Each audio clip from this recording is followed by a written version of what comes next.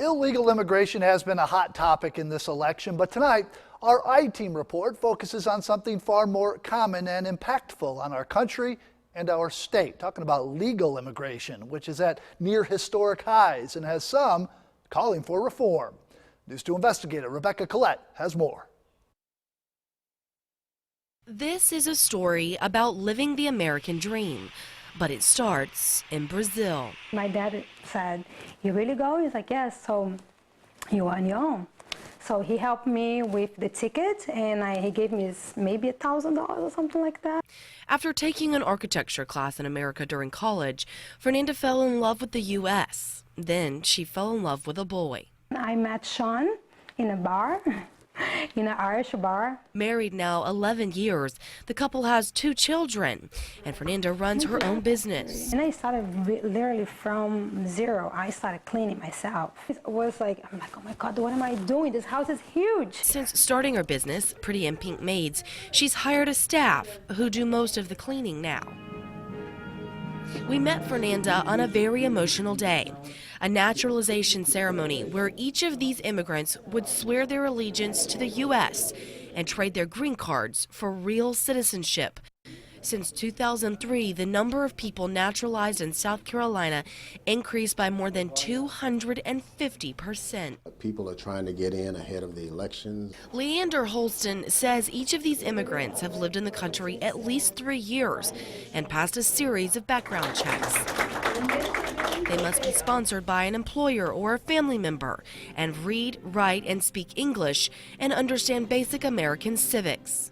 It can be difficult. It can be long sometimes. The U.S. has the world's largest immigrant population, holding about 1 in 5 of the world's immigrants.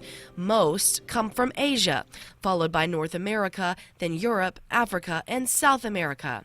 According to the Department of Homeland Security's most recent report, nearly 72,000 immigrants come from China, 68,000 from India, and 135,000 from Mexico. There are numerical limits set on the number of immigrants that can come to the United States each year, and those numbers are set by Congress. But we found thousands each year without a country of origin and wanted to know why. If they were stateless people, refugees, young refugees perhaps who didn't know where they were born, who didn't know what their country of origin were, those would be categorized as unknown. Legal immigrants significantly outnumber illegal immigrants. According to the Pew Center for Research, there are 11.3 million people living illegally in the U.S. That's about 3.5% of the population. Documented legal immigrants account for 45 million people, or 14% of the population. We all forget that we all came from somewhere.